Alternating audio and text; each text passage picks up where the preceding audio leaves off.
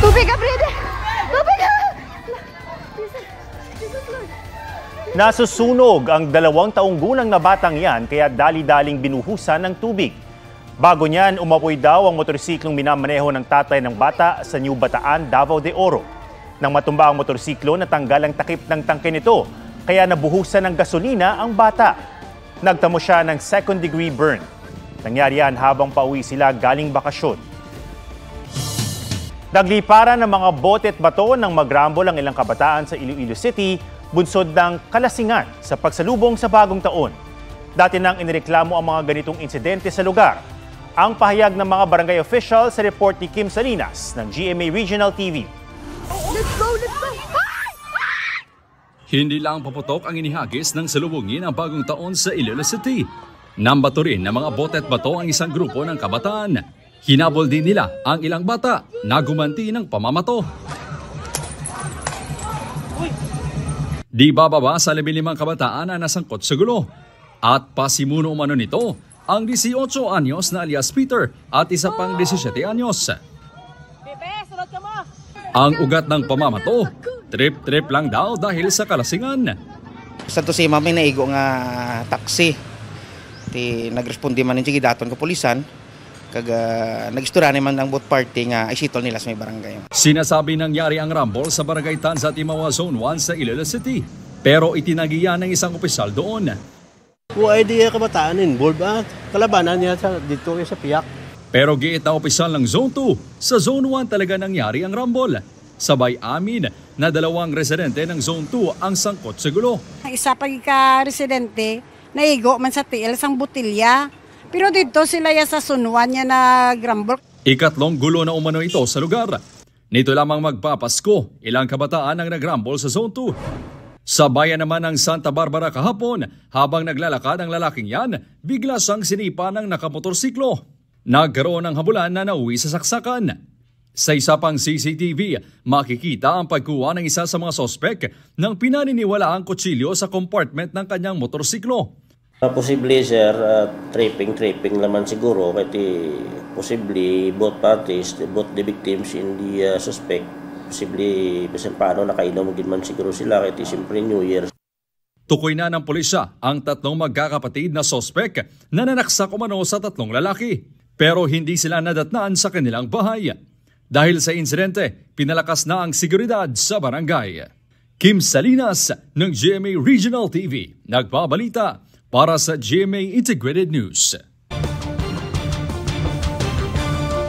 Walang kawala sa mga sentadong pulis ang ilang hinihinalang masasamang loob. Sa Zamboanga City, patay ang 2 wanted sa murder nang makainkwentro ang isang pulis. Sugatan naman ang isang lalaking nakipagbarilan sa pulis sa Caloocan. Ang mga insidenteng nahuli kam sa spot report ni June Veneracion.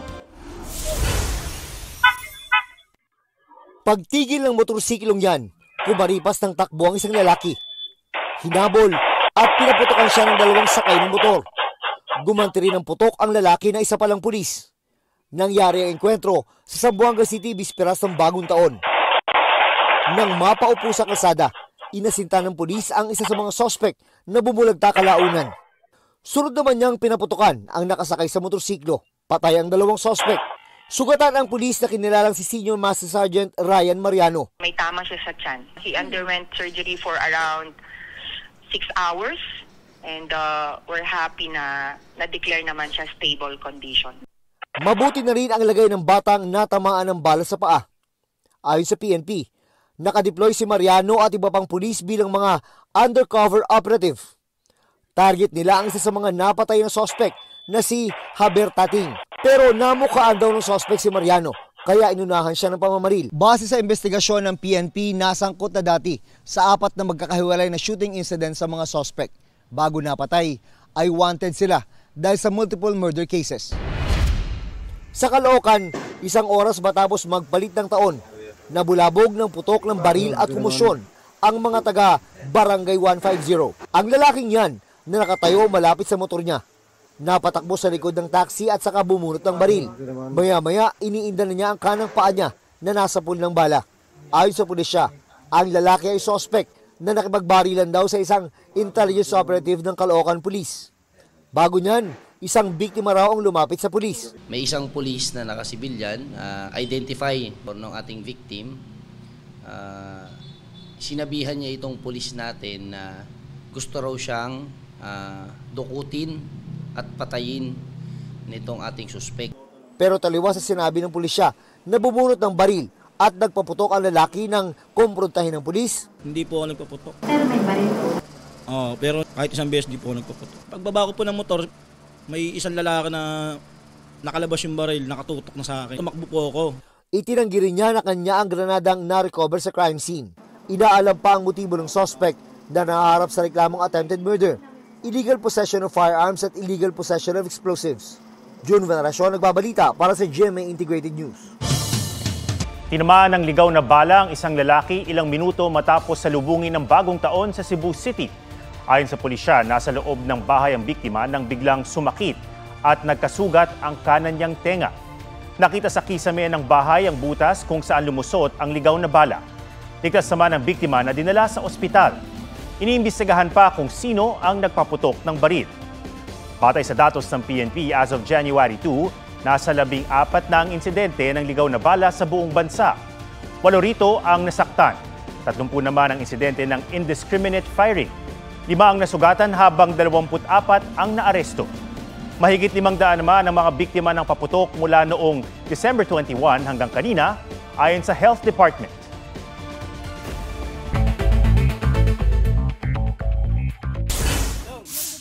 Boardwalk sa Marine Sanctuary sa Lapu-Lapu, Cebu, bumigay. Nahulog sa tubig ang 13 naglalakad noon sa boardwalk, kabilang ang isang senior citizen. Ilan sa kanila nagtamo ng sugat at mga pasa. Inako ng pamunuan ng Marine Sanctuary ang pagpapagamot sa kanila. Isinara ang Marine Sanctuary habang inaayos ang boardwalk. Tuloy-tuloy na pag-ulan sa Sarangani, nagdulot ng landslide. Pahirapan ang pagtawid ng ilang rider sa gubuhong lupa sa bayan ng Glan. Nabuwal ang puno habang natabunan ng lupa ang ilang bahay. Bigas na nasa mahigit 30 pesos kada kilo lang, ibebenta na rin sa ilang pamilihan. Ayon sa Agriculture Department, simula ngayong buwan, magbebenta na ng Nutri-Rice at Sulit Rice sa Kadiwa Centers, piling pamilihan at istasyon ng tren. 37 to 38 pesos kada kilo ang Nutri-Rice na sagana raw sa fiber at vitamina.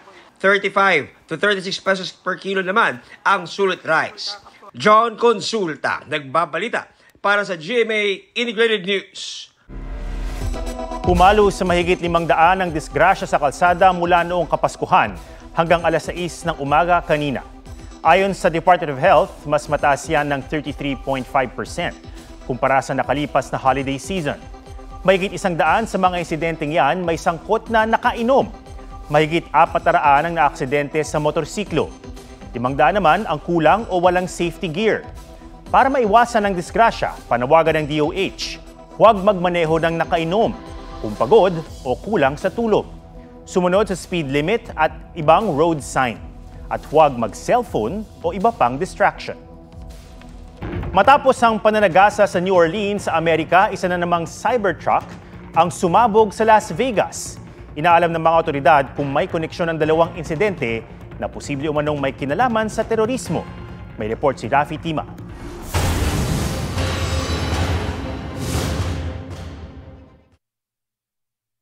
Nakaparada sa tapat ng Trump International Hotel sa Las Vegas ang Tesla Cybertruck na yan nang bigla itong sumabog.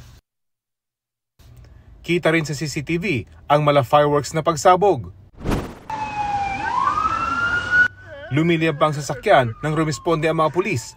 Sa likod ng Cybertruck, bumungad ang mga lalagyan ng gasolina at mga paputok. Patay ang driver ng sasakyan habang 7 ang sugatan. Pagmamayari ni President-elect Donald Trump ang hotel, habang campaign supporter at incoming efficiency czar ni Trump ang CEO ng Tesla na si Elon Musk. Sa post sa X, sinabi ni Musk na nirentahan ng sasakyan at ang nagdulot ng pagsabog ay mga paputok o bombang kinarga rito.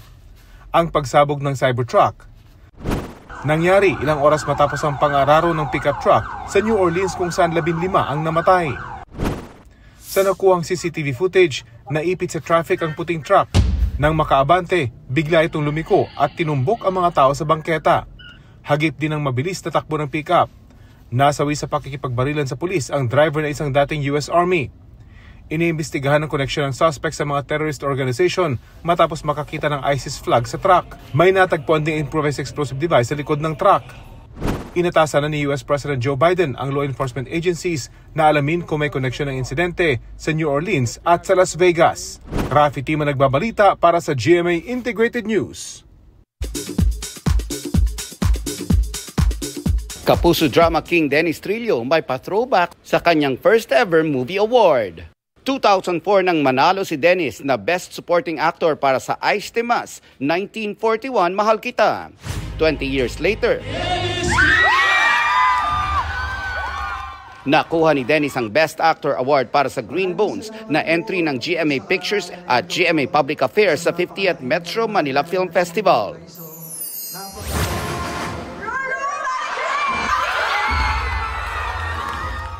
Ang Best Supporting Actor at co-star naman niyang si Ruru Madrid. Labis din ang pasasalamat sa natanggap na parangal at mga karanasan sa pelikula. Special mention din ni Ruru ang girlfriend na si Bianca Umali. Hindi ko po mararating kung nasan po ako. Hindi ko po makukuha itong mga to kung hindi ko po nakilala si Bianca. Do you see yourself settling down in the near future? Yeah. Kung ako masusunod, kung pwedeng ngayon na, di ba? Kasi para, for me kasi, Kuya Nelson, bakit mo pa patatagalin ng isang bagay kung nahanap mo na eh? Di ba? And hindi na, alam ko sa sarili ko na hindi na ako makakahanap ng katulad ni Bianca. Alden Richards turns 33 today. Sa Amerika nag-celebrate ng birthday ang Asia's multimedia star. Nelson Canlas nagbabalita para sa GMA Integrated News. Lechon overload na, oversize pa. Busog pero tiyak kukulangin sa sarsa ang isang pamilya sa Bohol dahil sa kanilang napakalaking lechon. Lechon Pro Max ang tawag ng netizen dyan dahil sa pambihirang laki nito. Ang iba nagtataka kung baboy o dinosaur ang nilechon. Niyandayan sa pamamanhikan sa Bohol ng 10 taon ng magkasintahan na sina Bobby at Roxanne. 7 buwan pa lang umano ang nilechong baboy pero may bigat na itong 90 kilos. Sakop ng nag-viral na lechon ng buong mesa kaya minabuti nilang hatiin na agad ito. Parlor games na hindi lang pang kids, pampabata rin ng ilang New Year party dito. Habang sa ilang bansa, game silang nag-swimming sa beach kahit nakakangatog. Ang mga pasalubong sa 2025 sa report ni Ian Cruz. Umusad na naman ang isang taon pero tila bumalik sa pagkabata itong grupo sa isang party. Suot ang diaper, nagkarera ang mga brother. Binigyang twist at thrill ang sack race.